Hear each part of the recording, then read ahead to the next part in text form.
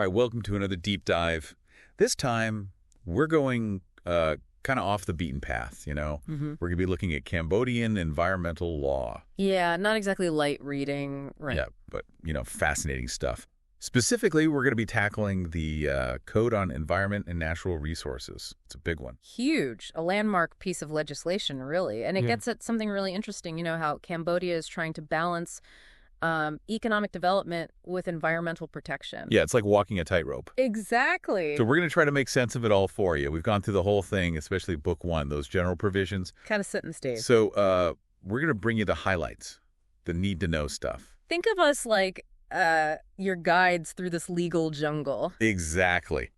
So let's jump right in. Article 1, right off the bat, it tells us the big purpose of this whole code. It's all about modernizing, like updating and strengthening how Cambodia manages its environment, the natural resource. All of it.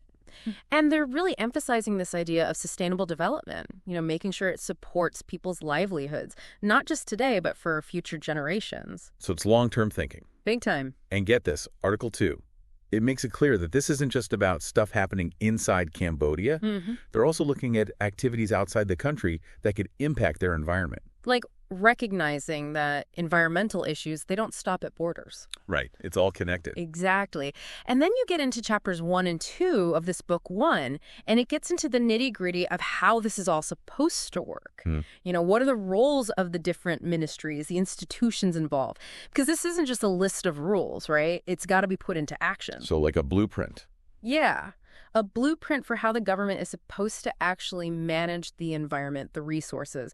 And it really emphasizes collaboration. Working together. Right, because you've got all these different agencies, and they need to be on the same page. You can't have one ministry pushing for development while another's trying to protect a forest, and they're not talking to each other. So it's about breaking down those silos. Yeah, and that's a theme you see throughout the code. Collaboration, working together.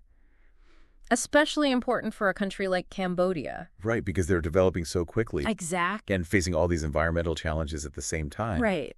So they lay out the process, Articles 9 and 10, for developing environmental policies, making sure everyone's on board. It's like trying to be proactive instead of just reacting to problems after they happen. That's smart. And one thing that really stood out to me, Article 8, they're talking about transparency. Like the government has to make environmental information public. Right.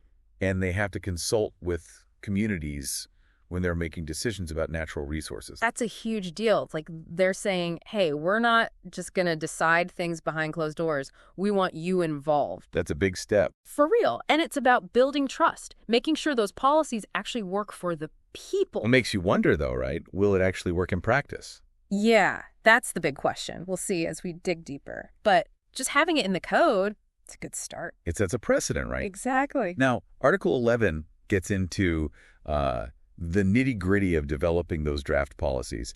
This is where the rubber meets the road, right? They're translating those big goals, those principles into concrete action. Okay, how are we actually going to deal with pollution? How are we going to manage the forests? And they're emphasizing the need for, evidence-based policy making. Using science. So they're not just going with their gut feeling. Right.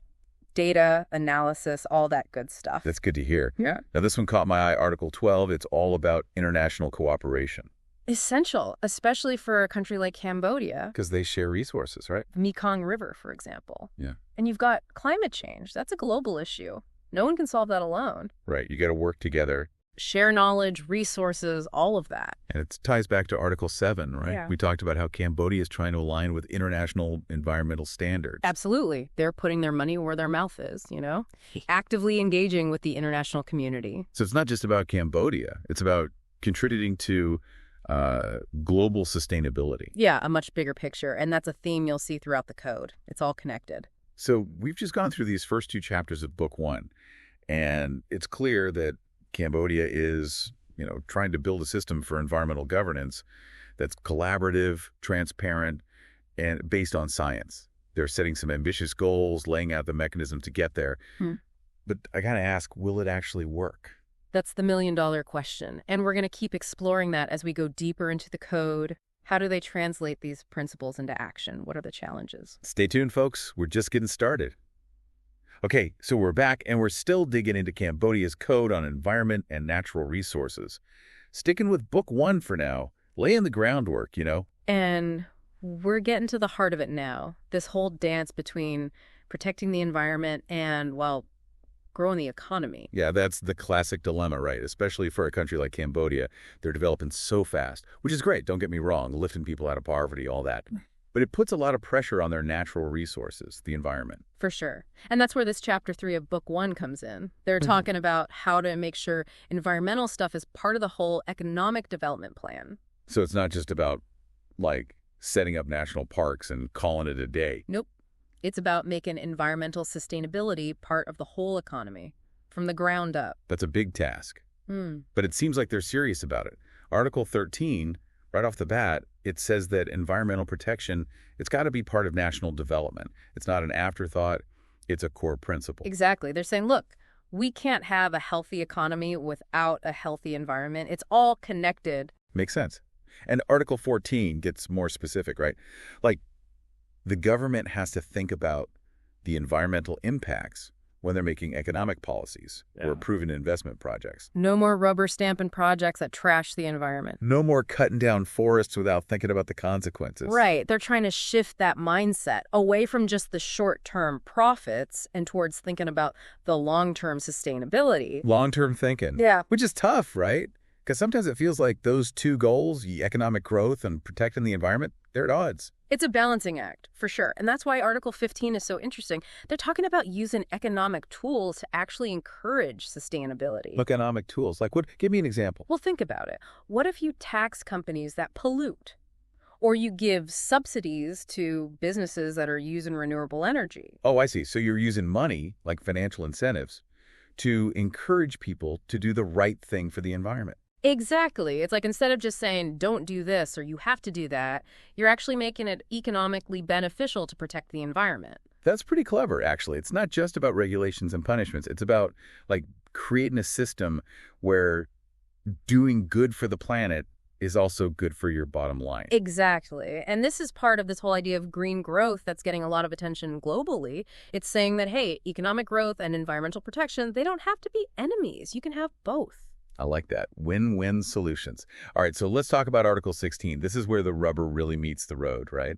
Environmental impact assessments. Yeah, the EIAs. This is key.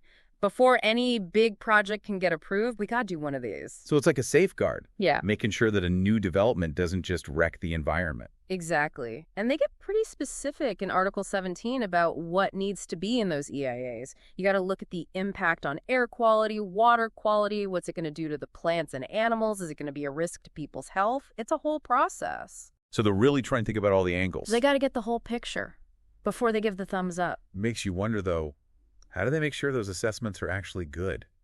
Like, what if the company doing the project tries to fudge the numbers or downplay the negative stuff? That's a valid concern, for sure. And that's why Article 18 is so important. They're emphasizing transparency, public participation. So those EIA findings, they got to be made public. People have a right to see them, give their input, raise concerns. So it's not just some secret deal between the government and the developers. Right. It's got to be out in the open. Give people a voice. Okay, so shifting gears a bit, let's talk about something else that's really important. Education, awareness. I mean, you can have all the laws in the world, but if people don't care about the environment... It's not going to work. Right. Exactly. And that's why they dedicated a whole chapter to this, Chapter 4 of Book 1. They're talking about how to make sure people understand environmental issues, why they matter. Yeah, you got to get people on board. And it starts young. Article 19, they're saying environmental education needs to be part of the whole education system, from primary school all the way to university. So it's not just an optional class you can take if you're interested. Nope. It's got to be woven into the curriculum. Building those good habits from a young age. Exactly. And then in Article 20, they take it a step further. It's not just about schools. They're talking about public awareness campaigns. Okay, so like PSAs on TV, billboards, social media stuff. All of that. You got to reach people where they are. Yeah. Get the message out there. Encourage people to make environmentally friendly choices in their daily lives. Yeah, it's got to be more than just something you learn in a textbook, right? Right. It's got to be part of the culture, something everybody thinks about. And this is where, like, civil society comes in, right? The NGOs, the media, all those folks play a role in getting the word out. Absolutely. Article 21 even specifically encourages NGOs to get involved in environmental protection. So it's a team effort. Government, businesses, citizens, everyone working together. Exactly. And that's one of the coolest things about this code, honestly. It's not just saying the government is going to fix everything. It's saying, hey, we all have a role to play here. It's a shared responsibility. Exactly.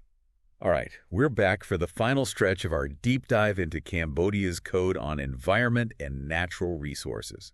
We've covered a lot of ground, seen the vision, the framework, the emphasis on public participation, all that. But now it's time to talk about the reality check. Yeah, getting down to brass tacks. Because having a good plan is one thing. Actually making it happen, that's a whole other story. So let's talk about the challenges. What are the potential roadblocks? What could get in the way of Cambodia actually implementing this code? Well, one of the biggest ones, and this is true in a lot of places, not just Cambodia, is resources. Money, people, all of that. Cambodia is a developing country, right? They don't have unlimited funds. And the government, they're still building up their capacity to deal with all these complex environmental regulations. So even if they have the best intentions, they might just not have the money to make it happen. Exactly. Or the people. Think about it. If you want to monitor pollution levels, that takes equipment, trained staff. If you want to do those environmental impact assessments properly, you need experts. Public awareness campaigns, that takes money too. It all adds up. It makes me wonder, did they think about all that when they wrote the code? Like the practical side of things? Well, they do address the money issue, at least. In Book 8, which we haven't gotten to yet, they talk about how they're going to finance all this, environmental funds, tax breaks for sustainable businesses, maybe even getting help from international partners. So they're aware of the problem. Yeah, they're not blind to it. But what about the people part? How do you actually build a workforce that can handle all this? I mean, it's a pretty complex piece of legislation. That's a long game, for sure. You need to invest in education, training, make sure people in the government understand how to implement the code, but also you need to educate the public. Remember those parts about environmental education? Right, got to start them young. Exactly. It's about building a society that understands and supports these efforts. But even then, even if you have the money, the people, there's one more big hurdle. What's that? Political will. That's the wild card. You can have the best laws in the world, but if the government, if the leaders aren't actually committed to making it happen, it's not going to work. It's all just words on paper. Exactly. And that's something you can't really force. You can't write political will into a law.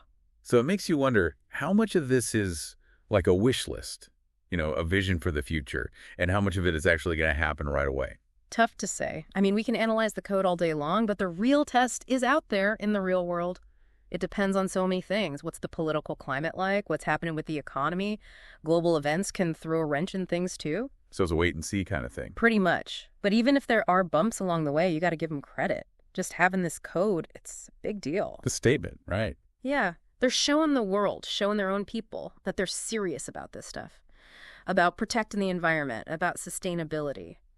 And it gives them a roadmap, a place to start. A foundation to build on. Exactly. Okay, so we've dissected this thing, looked at all the angles. What's your overall take? Big picture. You think Cambodia is on the right track? Ooh, that's a tough one. I'm cautiously optimistic, I'd say. This code, it's impressive, it's ambitious, it's comprehensive. They're not shying away from the tough questions. They're really trying to find that balance, between developing the country and protecting the environment. Yeah, that sweet spot. And it's not easy. But the fact that they've put so much effort into this, into thinking it through, that gives me hope. And who knows, maybe this could be a model for other countries, other developing countries facing similar challenges. Lead by example. Right. And hey, maybe in a few years we'll do another deep dive, see how it's all playing out. That's a good idea. A follow-up episode. Yeah. See what's changed, what's worked, what hasn't. Well, that's what these deep dives are all about, right? We're not just trying to give you all the answers. We're trying to get you thinking, asking questions, keeping the conversation going. Spark that curiosity. Exactly. So a huge thank you to our expert for taking us on this journey. And to our listeners, keep exploring. You can read the full code online, follow the news, see how things develop. It's going to be an interesting ride. Thanks for joining us.